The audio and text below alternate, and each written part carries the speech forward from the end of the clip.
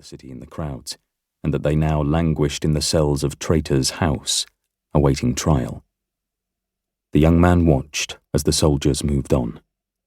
He counted 30 breaths before trusting his life to the rusty drainpipe that snaked down to the street below. Dropping the last few feet, he ducked back into the shadows, glancing up and down the street to make sure nobody was about.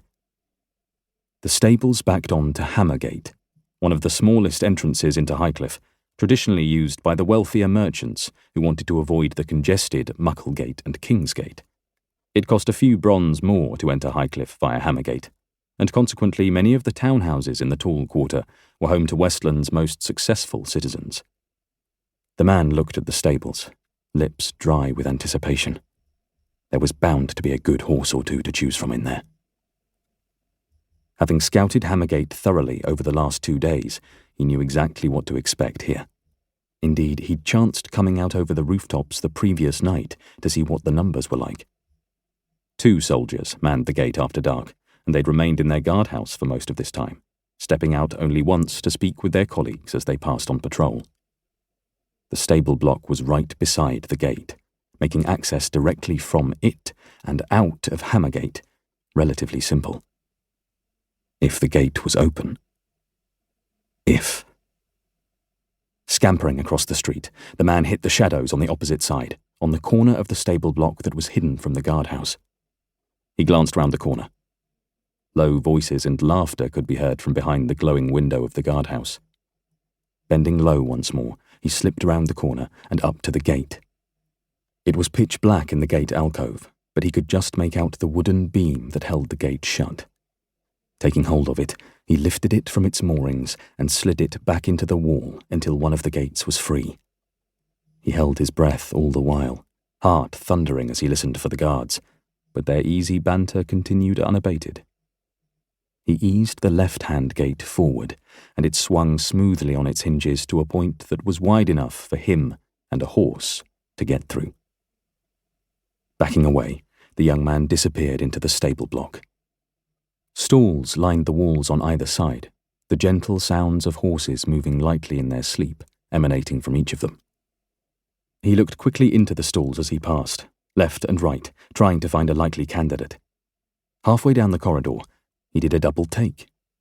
There was a chestnut-brown thoroughbred, the kind favoured by the cavalry. Stabled up here, it no doubt belonged to a merchant's courier. The decision was too easy. Lifting the latch, he slipped inside. The horse started at the stranger's presence.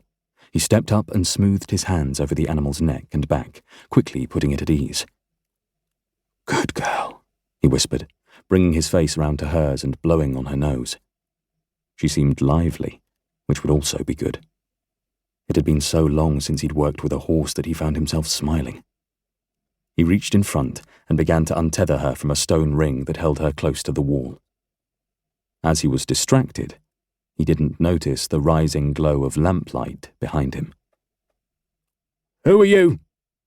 He turned quickly, but it was too late to hide. An old man stood in the doorway, a hooded lantern held up so he could better see the intruder. "I'm Goodman Wake's courier," he said, thinking quickly. He squinted into the light, unable to fully make out the old man's features. "Just come to check on my horse." "Never heard of no Goodman Wake, and I'm sure as houses that ain't your mare." He stepped closer, moving the lantern forward. "You know there's a curfew on, don't you, boy?" There was no time for games. He moved quickly, instinctively. Reaching into his cloak, he withdrew his sword, and the stable hand staggered backwards. The old man swung the lantern defensively, and the metal casing caught on the swaddled pommel, tearing free the material that covered it.